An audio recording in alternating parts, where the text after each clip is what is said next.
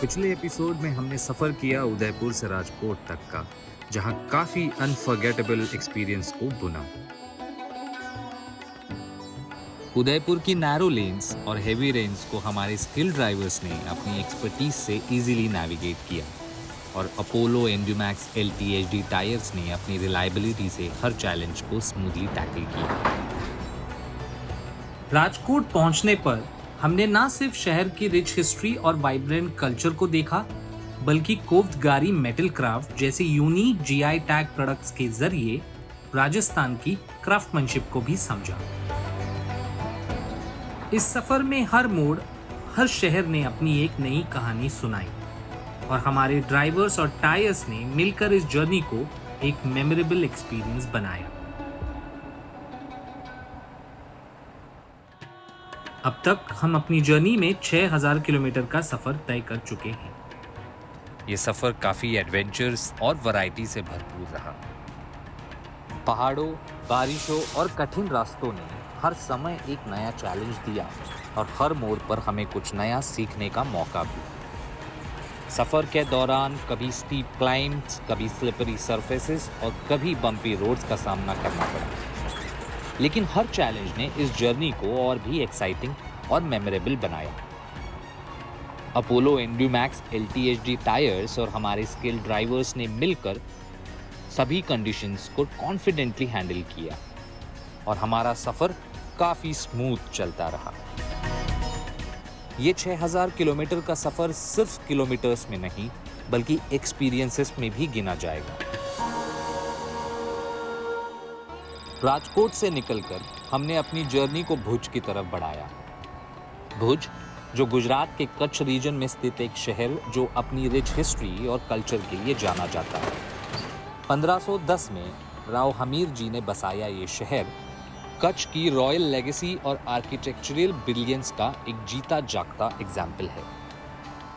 यहाँ के बाजार और लोकल कलाकार अपनी कलाकारी से इस शहर के कल्चरल हेरिटेज को और भी खास बनाते हैं। भुज में हमने एक और अनोखा कल्चरल ट्रेजर डिस्कवर किया, अजराक प्रिंट। ये GI tag product Kutch region की century old block printing technique का एक खूबसूरत एग्जाम्पल है। अजराक प्रिंट की शुरुआत सिंध और राजस्थान के बॉर्डर एरियाज में हुई थी, लेकिन भुज के कलाकारों ने इस आर्ट फॉर्म को अपनी एक यूनिक स्टाइल में डेवलप किया और दुनिया भर में मशहूर किया। अजरक जो है ना, वो करीब 5000 साल पुरानी कला है और इसके प्रमाण जो एशियन साइट जो मोहनजोदड़ो, धोलावीरा, लोथल वगैरह से मिला है। ये जो अजरक है ना, दोनों साइड प्रिंट होती है और उसकी खासियत ये है कि ये सर्दियों में गर्म रहती है, गर्मी में ठंडी रहती है।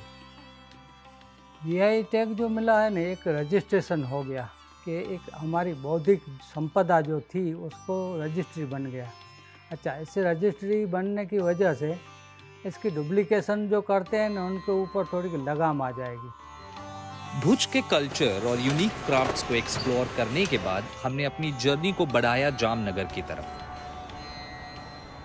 अपोलो एंड्यूमैक्स LTHD टायर्स की हीट शील्ड टेक्नोलॉजी के कारण हमारे ट्रकों को कम स्टॉप्स की ज़रूरत होती है। ये सिर्फ टाइम ही नहीं बचाता, बल्कि प्रॉफिट्स भी बढ़ाता है। और सिर्फ टाइम की बात नहीं है, मजबूत साइड वॉल के साथ ये टायर्स भारी लोड के बाद भी अपनी ताकत बनाए रखते हैं और सड़क पर एकदम स्टेबल भी रहते हैं। जब आप इतने लंबे रास्ते पर हो तो ये रिलायबिलिटी बहुत ज़रूरी होती है।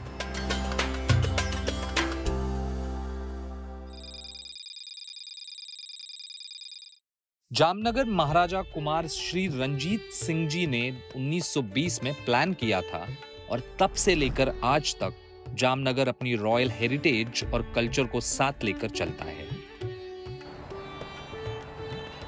जामनगर की मंडियां ना सिर्फ शहर के व्यापार का एक सेंट्रल हब हैं, बल्कि सोसाइटी और कल्चर का एक इंटीग्रल पार्ट है। दिन की शुरुआत यहाँ के बाजारों और मंडियों से होती है, जहाँ व्यापारी अपने फ्रेश प्रोड्यूसेस, स्पाइसेस और हैंडीक्राफ्ट्स को बेचने के लिए लाते हैं। जामनगर के सफर में हमने एक और खूबसूरत कल्चरल हेरिटेज का अनुभव किया, बंधानी।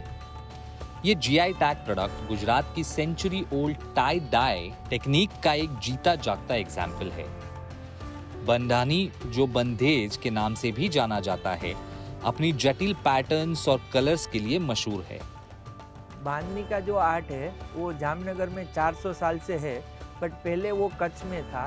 फिर यहाँ पे खत्री कम्युनिटी वाले जो हैं वो लोग कच्छ से यहाँ पे जब आए तब से उन्होंने यहाँ पे बांधनी बनाना शुरू किया, और अभी जो है इसका जीआई टैग होने के बाद बहुत प्रमोशन भी हो रहा है और बहुत सारे कंट्रीज़ में इसको एक्सपोर्ट भी हो रहा है। कपड़ों को छोटी छोटी घंटियों में बांधकर रंगों में डुबाया जाता है, जिससे ये यूनिक डिजाइन्स और पैटर्न बनते हैं। हर बंडानी पीस अपने आप में एक मास्टरपीस है, जिसमें कलाकार की कलाकारी और उसके स्किल की झलक मिलती है। जामनगर की बंधानी ना सिर्फ एक टेक्सटाइल ट्रेडिशन है, बल्कि शहर के कल्चरल आइडेंटिटी और आर्टिसनल एक्सीलेंस का भी एक प्रतीक है।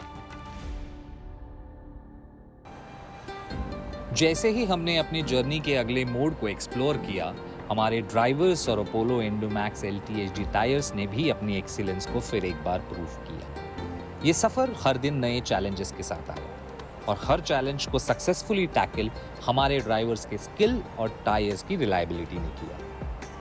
हमारे ड्राइवर्स ने हर रूट पर, चाहे वो पहाड़ी रास्ता हो या गलियां हो, अपनी स्किल और पेशेंस से रोड के कंडीशंस को देखा, परखा, और हमारे टायर्स ने उनका भरपूर साथ दिया। अपोलो इंडोमैक्स LTHD टायर्स ने हर स्टेप पर अपनी परफॉर्मेंस को मेंटेन रखा, चाहे वो स्लिपरी रोड्स हों या रफ टेरेन्स। टायर की ड्यूरेबिलिटी और ग्रिप ने इंश्योर किया कि हमारा सफर काफी कंफर्टेबल रहे। अहमदाबाद में आके हमने एक वाइब्रेंट और एनर्जेटिक शहर का अनुभव किया। ये शहर अपनी रिच हिस्ट्री और मॉडर्न वाइब्रेंसी के लिए जाना जाता है। साबरमती आश्रम, जो महात्मा गांधी का घर था, और जामा मस्जिद, जो अपनी स्टनिंग आर्किटेक्चर के लिए मशहूर है, इन दोनों ने हमें अहमदाबाद के कल्चरल हेरिटेज की एक झलक दी। अहमदाबाद की गलियां और एंगेजिंग मार्केट्स जैसे मानेक चौक ने इस शहर को एक स्पेशल चार्म दिया। ये एनर्जी और कल्चरल रिचनेस हमारे सफर का एक अनफॉरगेटेबल पार्ट बन गई।